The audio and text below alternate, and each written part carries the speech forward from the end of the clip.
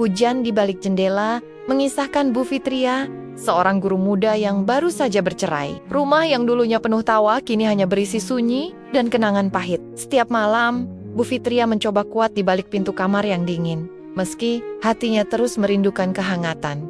Sampai suatu sore hujan, Akbar, muridnya yang pendiam dan penuh hormat, datang ke rumah hanya untuk bertanya pelajaran. Siapa sangka, bimbingan belajar itu membuka celah untuk obrolan yang jauh lebih pribadi. Dari segelas teh hangat, kedekatan pun tumbuh menyelinap di antara batasan guru dan murid. Saat kesepian bertemu perhatian tulus, benarkah segalanya tetap bisa terkendali sampai di mana seorang guru boleh bersandar pada bahu muridnya? Dancing, murid Akbar. Sanggupkah ia memahami arti kehangatan yang justru bisa menjerumuskannya? Di balik jendela yang basah oleh hujan, Bu Fitria harus memilih melawan sunyi dengan risiko yang tak terduga, atau memeluk sunyi agar harga diri tetap terjaga. Bagaimana akhir cerita mereka? Apa yang kamu lakukan jika berada di posisi Bu Fitria? Tulis pendapatmu di kolom komentar, karena kadang hati bisa menuntun kita ke jalan yang tak pernah diduga. Hujan turun deras sore itu. Langit abu-abu menumpahkan butir-butir air yang berisik menimpa genteng rumah Bu Fitria. Di dalam, ia duduk di ruang tamu, menatap cangkir teh yang uapnya sudah menipis. Hatinya sama dinginnya dengan angin di luar. Sudah hampir 6 bulan Bu Fitria resmi bercerai. Semua berjalan cepat. Tanda tangan, kata sepakat, lalu pulang ke rumah ini. Rumah yang dulu terasa sempit karena tawa dan suara, sekarang sunyi seperti perpustakaan tua. Di sekolah, Bu Fitria tetap berdiri tegar di depan papan tulis. Murid-murid melihatnya sebagai guru muda yang sabar dan cantik. Tak ada yang tahu sepi apa yang menunggu di balik pintu rumahnya. Di teras, suara ketukan pintu terdengar samar di sela hujan. Bu Fitria mengintip. Di balik tirai tipis, tampak sesosok anak remaja berdiri di bawah payung biru.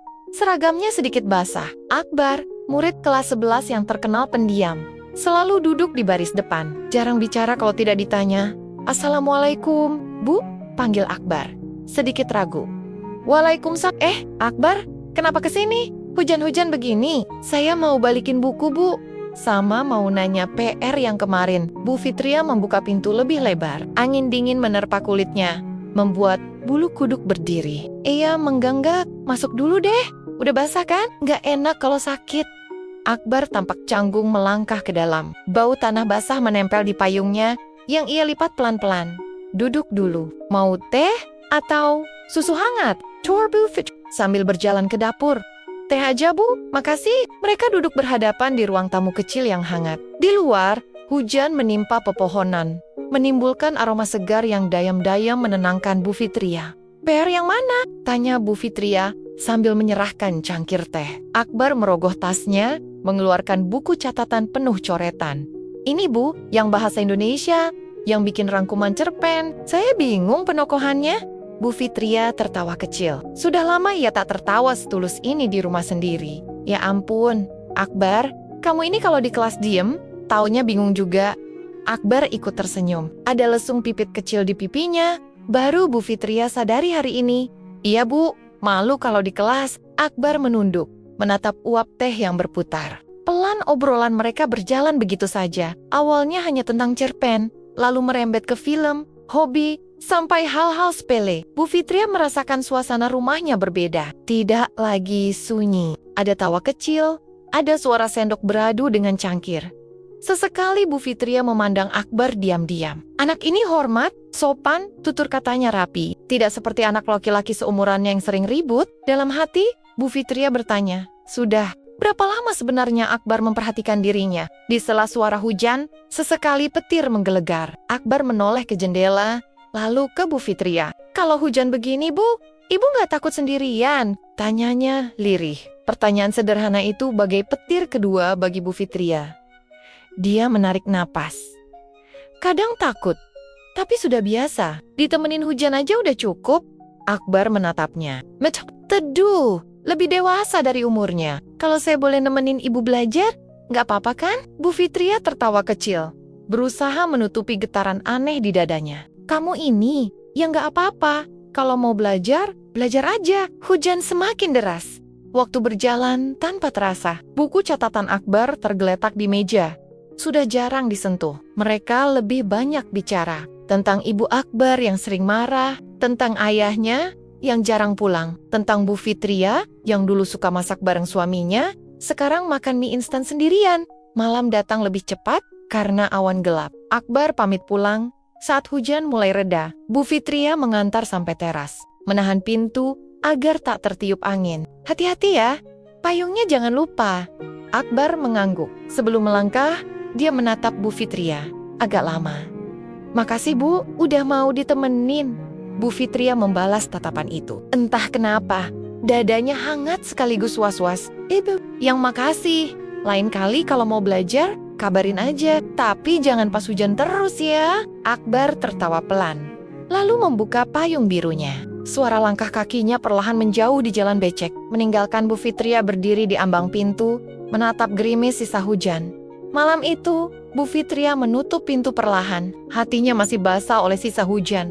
Dan sesuatu yang aneh berbisik di sudut hatinya, entah itu rasa nyaman atau rasa sepi yang perlahan menemukan teman. Minggu demi minggu berlalu sejak sore hujan itu. Bu Fitria mulai terbiasa melihat Akbar duduk di ruang tamunya sepulang sekolah.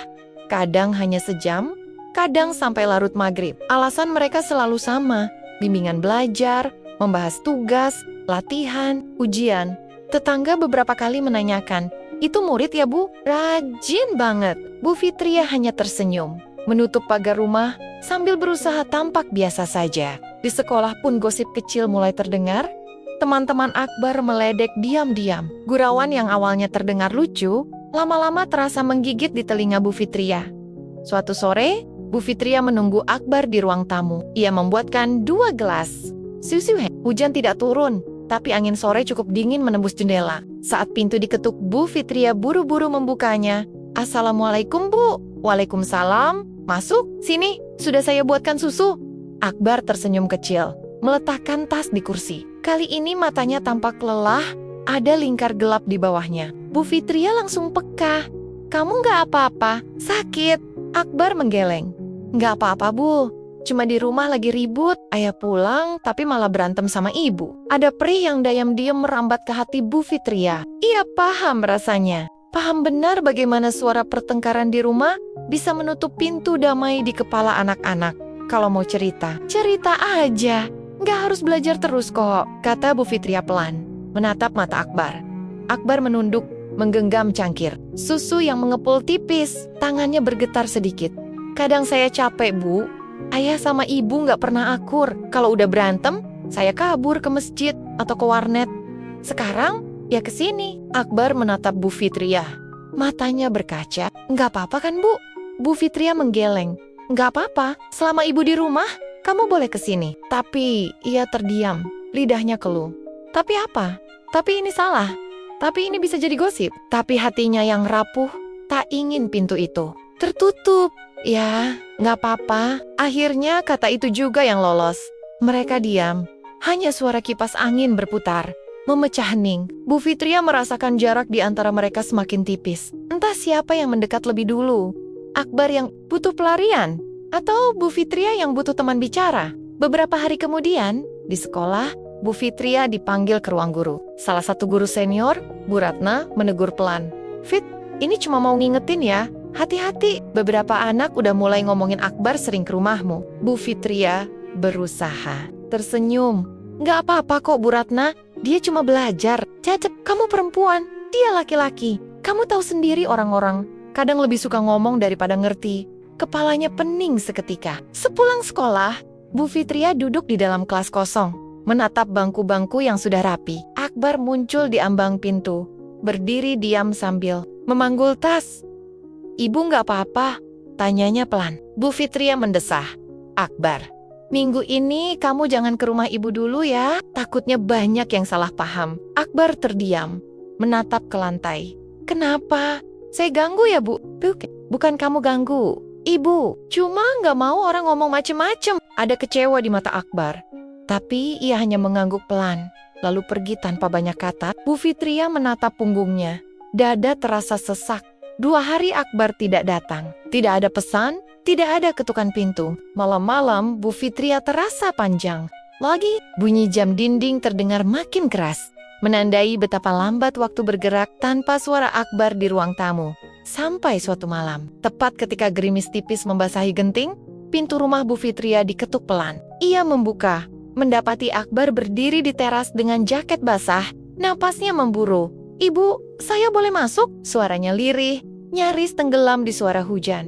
"Masuk, masuk." Bu Fitria buru-buru menarik tangannya. Jemari Akbar dingin, basah. Mereka duduk lagi di ruang tamu. Tidak ada buku catatan kali ini. Tidak ada PR. Hanya dua orang yang sama-sama kehilangan arah pulang, Ibu. "Saya nggak bisa kalau nggak kesini," Akbar berbisik. Menunduk, jemarinya meremas ujung jaket. Bu Fitria menatapnya. Hatinya bergemuruh, antara ingin memeluk atau membentengi Akbar. "Ibu juga nggak mau kamu jadi bahan omongan. Ibu, takut ini jadi salah." Suaranya pelan, tapi goyah. Akbar mengangkat wajahnya.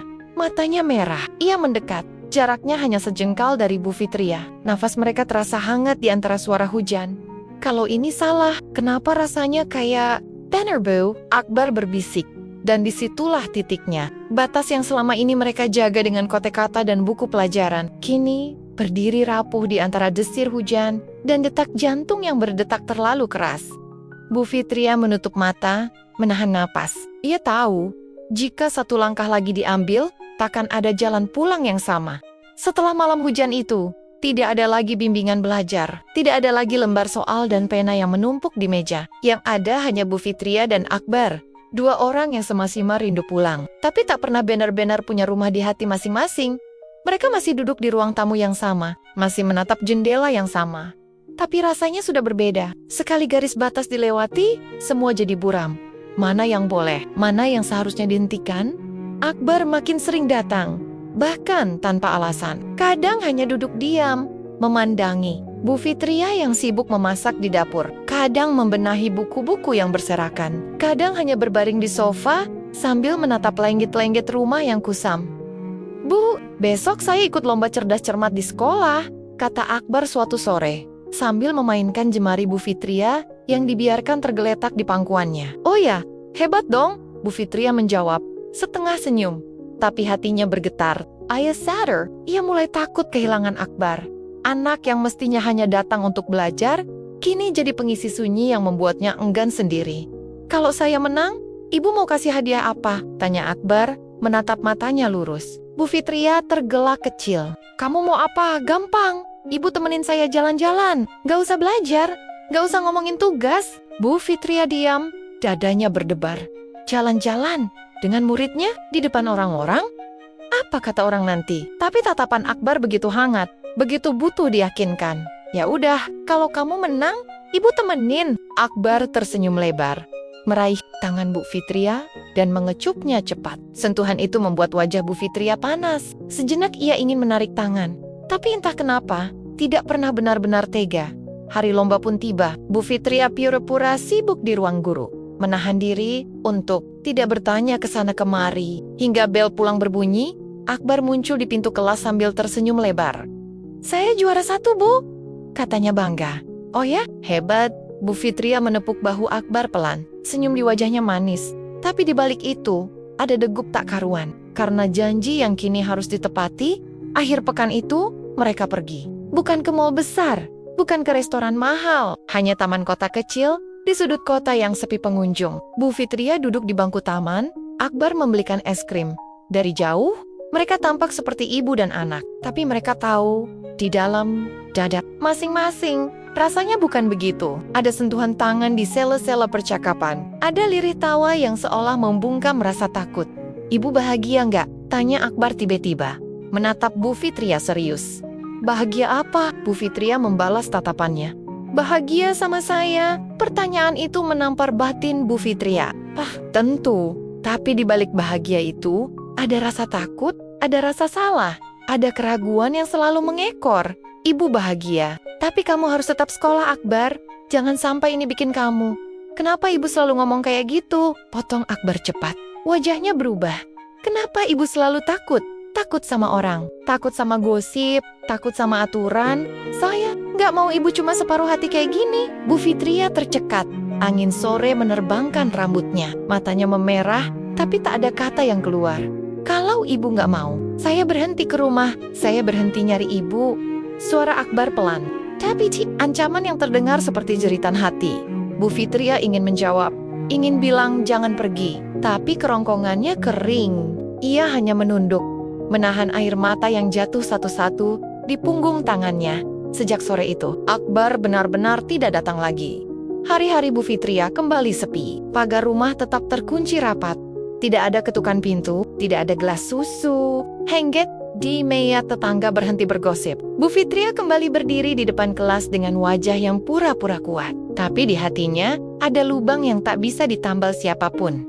Suatu malam, Bu Fitria memberanikan diri menulis pesan. Akbar, Ibu, kamu baik-baik saja kan? Tapi pesan itu hanya centang satu, tak pernah terbaca.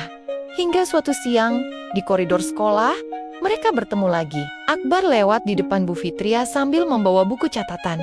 Sekilas mata mereka bertemu. Tak ada kata, tak ada sentuhan, hanya diam yang terasa lebih bising dari teriakan.